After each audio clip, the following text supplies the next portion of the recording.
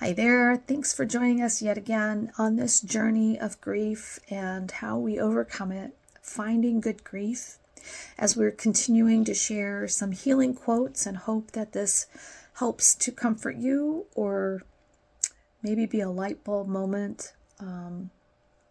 Probably more than anything, it's trying to get me through where I can feel a little bit better about where I'm at in my journey. So this next quote is from Matt Haig. If you're looking for comfort, people you love never die, not completely. They live in your mind the way they always lived inside of you. You keep their light alive. If you remember them well enough, they can still guide you, like the shine of long extinguished stars could guide ships in unfamiliar waters. So, after the loss of my mom, one of the things that our doctor said to me was that our loved one never fades away until the last one says their name.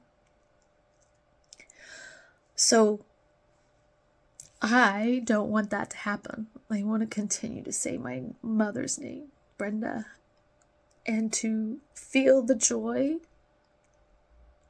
and the love that I received from her, to remember all of those happy times and even the battles, the times where we were not together, the times that we struggled.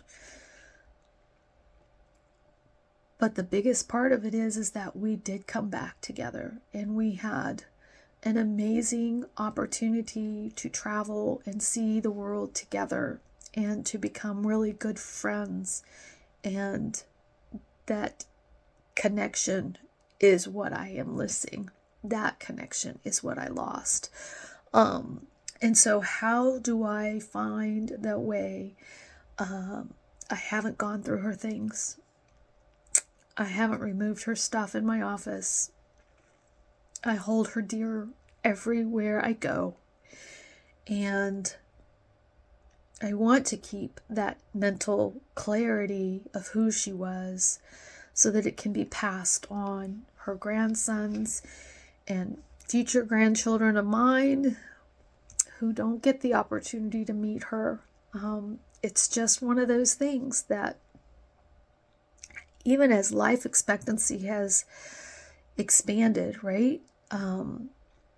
My oldest son is the only one who ever got to meet my grandmother. My other two sons did not.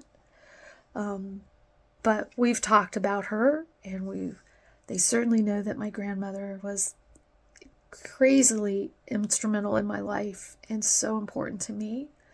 But it is a reality to say that they didn't even get to know her.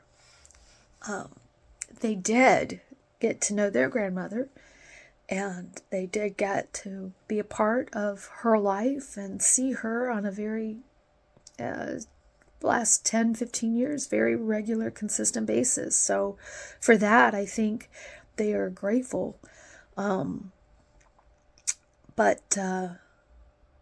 Yeah, it's when that generation is gone and lost, how do we keep it alive? And how do we share that memory? And I think it is done in those little things. My grandmother loved to play cards. So that is something that we've always done, was we played cards. My aunt loved to play cards. But I guess, you do have to keep them in your heart. You have to keep them in your mind, and you have to keep a part of them that is active. And that active part maybe can be healing. Maybe that's the answer, is just finding how that becomes a daily use. So this is me talking to me. I'm not telling you. Obviously, I have no idea where you are in your journey. But I know that in small things, I talk to her. I have not yet felt that I've gotten an answer, or that I feel her presence, or maybe it's too soon. Maybe I'm not quite there yet. But that comfort that I'm looking for,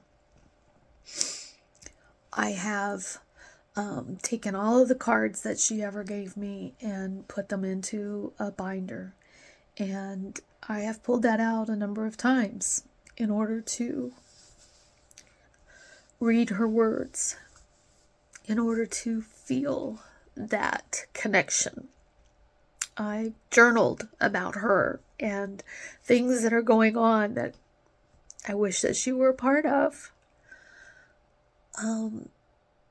And those are all things that help. Nothing yet has healed. Nothing yet has been the magic answer. So I keep trying. And I thank you for letting me ramble on to share this with you, and hope again that a part of your journey can be progressed and maybe stabilized, or, that hug that you need. Commiserate. I don't know what else we could be doing, have a coffee together or whatever. But I thank you for allowing me to go through this with you, and I wish you all well.